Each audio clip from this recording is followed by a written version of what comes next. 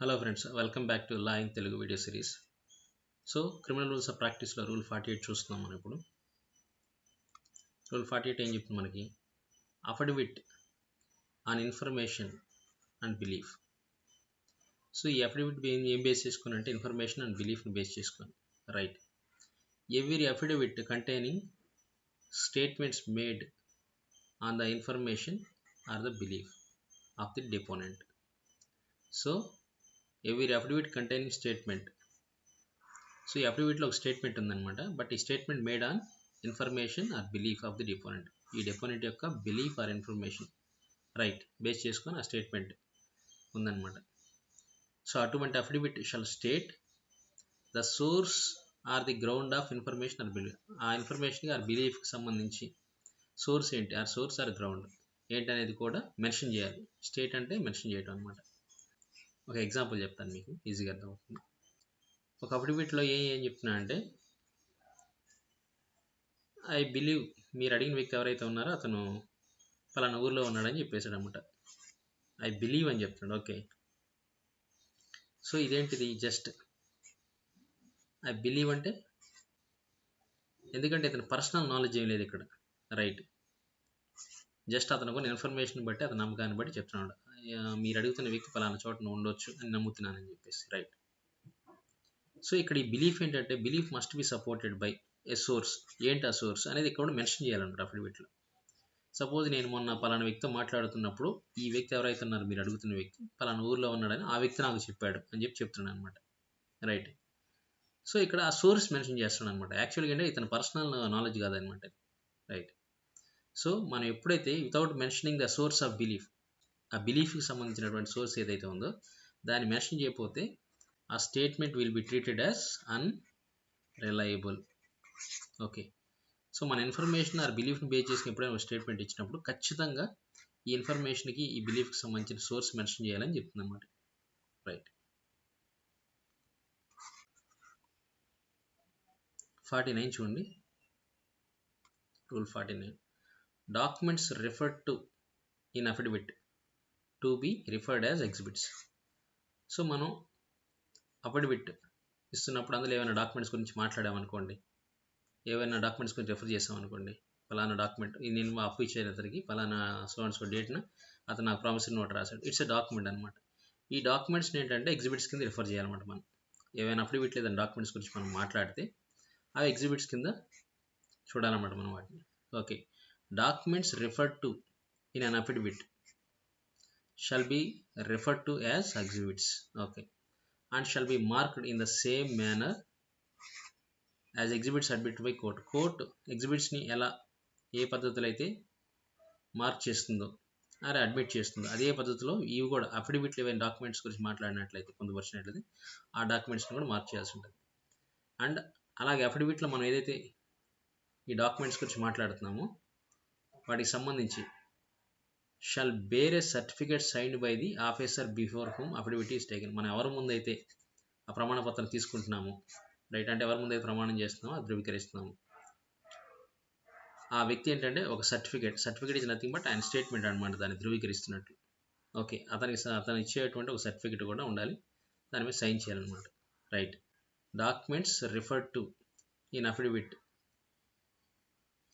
Shall bear a certificate signed by the officer before whom the affidavit is taken, right. మీకు ఒక example చెప్తాను. ఇక్కడ C అని ఒక వ్యక్తి వచ్చాడు, అతను ఒక అఫిడవిట్ ఫైల్ చేస్తున్నాడు అనమాట. ఆ అఫిడవిట్ ఏం చెప్తుంది? సో డి అనే వ్యక్తికి నేను కొంత అమౌంట్ పే చేశానని చెప్పేసి క్లెయిమ్ చేస్తూ అఫిడవిట్ ఫైల్ చేస్తున్నాడు. అండ్ అలా పే చేసినందుకు రిసిప్ట్ ఏదైతే ఉందో రిసిప్ట్ కూడా దానికి అటాచ్ చేస్తున్నాడు అనమాట అఫిడవిట్కి, రైట్. అప్పుడు అఫిడవిట్ ఖచ్చితంగా మస్ట్ సే ఏం చెప్పాలి? Affidavit a copy of the receipt, ఆ డేట్ ఏదైతే some date is an exit here to as exhibit A. So ఆ రిసిప్ట్కి సంబంధించిన కాపీని నేను ఈ అఫిడవిట్కి అటాచ్ చేస్తున్నాను, ఎగ్జిబిట్ ఏ కింద, ఎగ్జిబిట్ బి కింద, ఇట్లా, రైట్ అని చెప్పేసి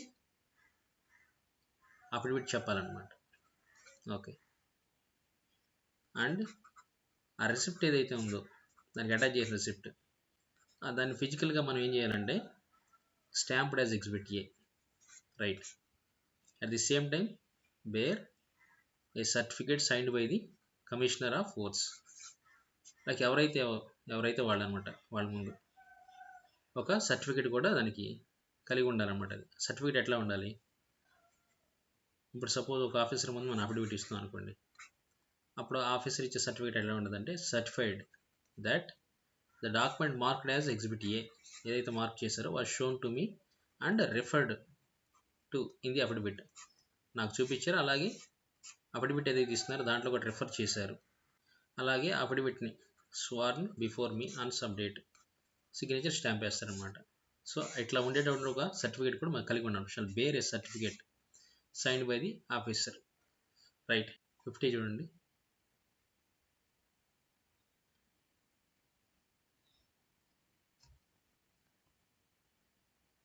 cross examination on affidavit. So affidavit అంటే మనం చెప్పుకున్నాం కదా, ఇట్స్ ఏ స్వార్న్ స్టేట్మెంట్, ప్రమాణపత్రం కదా, ప్రమాణపూర్వకంగా చెప్తున్నారు కాబట్టి జనరల్గా అయితే ఏంటంటే మనం కోర్టుకు వచ్చేసి ఇస్తాం అనమాట ఓవరాల్గా మన సాక్ష్యాన్ని. బట్ కొన్నిసార్లు ఏంటంటే రాతపూర్వకంగా కూడా ఇవ్వచ్చు అనమాట. ఇది కూడా ఏంటంటే అండర్ ఓత్ కదా, ఇది కూడా ప్రమాణం చేసి ఇస్తున్నారు కాబట్టి దీనికి వ్యాలిడిటీ ఉంటుంది అనమాట. సో దీని మీద మనం ఆ వ్యక్తిని క్రాస్ ఎగ్జామినేషన్ చేయొచ్చు. So cross examination on affidavit, right. ఏం చెప్తుంది ఇక్కడ rule 50, the court may at any time direct that any person shall attend to be cross examined, any person shall attend to be cross examined. So అతన్ని మనం cross examination చేయడానికి అతని కోర్టుకి attend కావాల్సిందిగా ఆదేశించవచ్చు అనమాట. On his affidavit, right. Suppose ఇప్పుడు criminal case ఒకటి తీసుకుందాం. ఎక్స్ అని ఒక వ్యక్తి ఉన్నాడు, అతను ఏం చేస్తున్నాడు, ఒక అఫిడవిట్ ఫైల్ చేస్తున్నాడు. ఏమని, ఎలేజింగ్ మిస్టర్ వై అని ఒక వ్యక్తి ఎవరైతే ఉన్నారో అతను నన్ను అసాల్ట్ చేశాడు ఇన్ ఫ్రంట్ ఆఫ్ 5 people అంటున్నాను. ఒక 5 ముందు నన్ను ఎత్తి కొట్టాడు, లేదా అసాల్ట్ చేశాడు, లేదు ఇట్లా ఒక అఫిడవిట్ ఫైల్ చేశాడు. అప్పుడు ఏం చేస్తారంటే, ఇప్పుడు వైకి అగెనిస్ట్ కదా అఫిడవిట్, ఆ వై అనే ఒక వ్యక్తి ఏంటంటే కోర్టు రిక్వెస్ట్ చేయొచ్చు, మిస్టర్ ఎక్స్ని క్రాస్ ఎగ్జామినేషన్ చేయండి అని చెప్పి ఆ స్టేట్మెంట్కి సంబంధించి.